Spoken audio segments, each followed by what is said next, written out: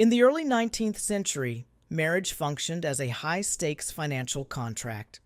It was a society-wide transaction where a woman's entire future was traded for the security of an estate.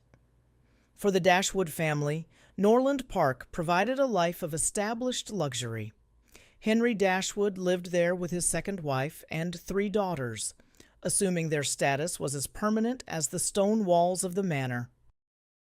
When Henry Dashwood dies, the mechanics of inheritance take over.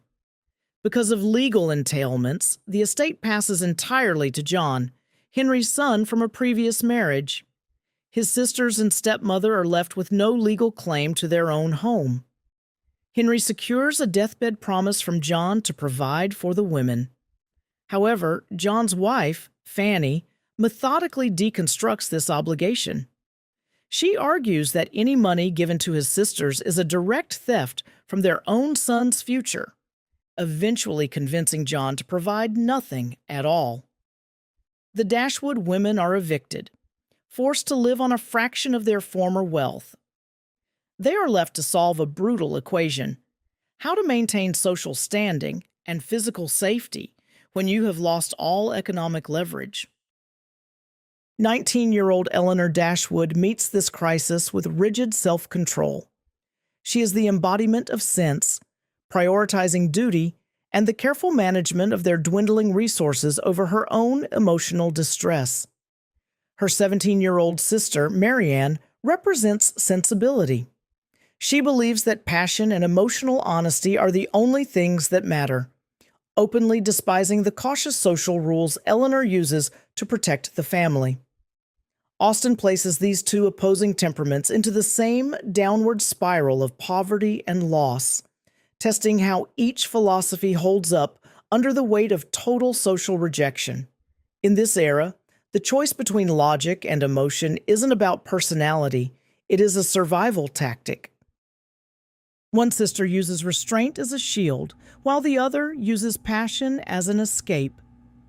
The Dashwoods move to Barton Cottage in Devonshire, a much smaller, isolated house that marks their formal exit from the upper class. During a storm, Marianne falls and injures herself, only to be rescued by a local gentleman named John Willoughby. His dramatic entrance and apparent gallantry immediately align with Marianne's romantic ideals. Their courtship is a public spectacle. They disregard every rule of Regency decorum, spending their days in unchaperoned intimacy, leaving the community to assume a marriage proposal is imminent. Suddenly, Willoughby announces he is leaving for London. He offers no explanation, no promise of return, and no engagement, leaving Marianne publicly humiliated and emotionally shattered. The truth is found in Willoughby's accounts. He has massive debt, and Marianne's lack of a dowry makes her a liability he cannot afford. He abandons Marianne to marry a woman with £50,000. Her wealth clears his debts, proving capital frequently outweighs affection. Marianne collapses into her grief. She deliberately seeks out her own misery, walking for hours in the rain until she develops a fever that nearly kills her. By surrendering entirely to her feelings, Marianne finds herself physically and socially broken. Her sensibility provided no defense against a man who viewed marriage as a debt-clearing transaction. While Marianne's pain is public, Elinor suffers in private. Before leaving Norland, she had fallen for the quiet, reserved Edward Ferrars. Elinor then learns a devastating secret. Edward has been trapped in a clandestine engagement to a woman named Lucy Steele for 4 years. Edward is bound by the rules of gentlemanly honor. Even though he loves Elinor, breaking a formal promise to another woman would destroy his reputation and his character. Elinor adopts a mask of absolute stoicism.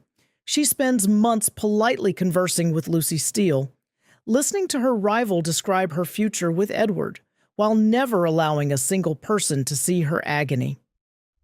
By the end of the second section of the novel, both sisters are defeated. Marianne's lack of restraint has brought her to the edge of death, while Elinor's extreme self-denial has left her emotionally hollow. Marianne eventually recovers, but her fever leaves her changed. She realizes that her total indulgence in her own feelings was a form of selfishness that ignored the needs of those who loved her. She finds a new path in the quiet, steady devotion of Colonel Brandon. It is a partnership built on mutual respect and shared hardship, rather than the explosive, unreliable passion of her youth. Edward's secret finally comes to light, and his mother disinherits him for refusing to break his word to Lucy. He is left with nothing.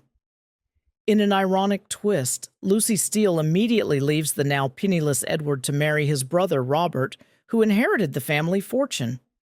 The very greed that once threatened Edward becomes his salvation. Lucy's calculated move to the richer brother exposes her true nature and leaves Edward legally and socially free to pursue Elinor. Edward returns to the Dashwoods to deliver the news. He is free, and he is finally able to offer Elinor his hand.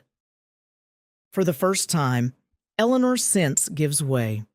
The months of suppressed grief erupt into an overwhelming display of emotion as she finally allows herself the vulnerability she had fought so hard to conceal. Both sisters settle into a new life together in Dorsetshire. Elinor in the parsonage, and Marianne in the manor house. The sisters find their peace not by choosing one philosophy, but by merging them. Marianne's passion is tempered by security, and Elinor's logic finally yields to her heart, showing that surviving this transactional world requires both a steady head and a feeling spirit.